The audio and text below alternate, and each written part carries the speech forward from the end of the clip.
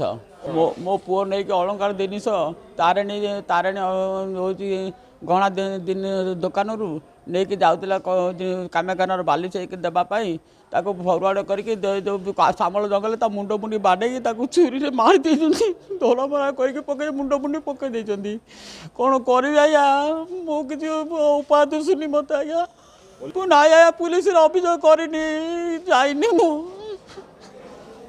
एबे मातिछंती हाइवा लुटेरा जातीय राजपथ उपरे जड़े अलंकार व्यवसायी को माड़ मारी लक्षाधिक टंकार सुना अलंकार लुटि नहीं दुर्वृत्त। एपरी घटना घटी ढेंकानाल जिला भुवन थाना 53 नंबर जातीय राजपथर सामल छक निकटरे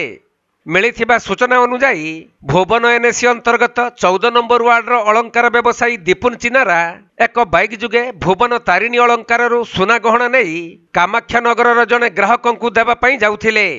हेले सामल गाँ निकटरे किछि दुर्वृत्त तांको अटकाई माड़ मारिबा सहित लक्षाधिक टंकार सुना अलंकार लुटि नहीं फेरार मारिथिले। तेबे दुर्वृत्तों आक्रमण में दीपुनक मुंड एवं हाथ में गभीर आघात लागिथिबा बेले स्थानीय लोक माने तांको उद्धार करी भुवन गोष्ठी स्वास्थ्य केन्द्र में भर्ती करिसंती। परे ए संपर्क में खबर पाई भुवन पुलिस एही लूट घटनार तदंत आरंभ करिछि। दुकान रे काम करके नहीं जाऊला 17 ग्राम सुना अलंकार करके जाऊला श्यामल जंगल पाखे लोक मैंने बाड़े पिटिकी आउ छड़े नहीं जाइए आज्ञा कामेख्या नगर आज्ञा ये 7:30 टाइम आज्ञा तारिणी अलंकार थानार अभियोग करना।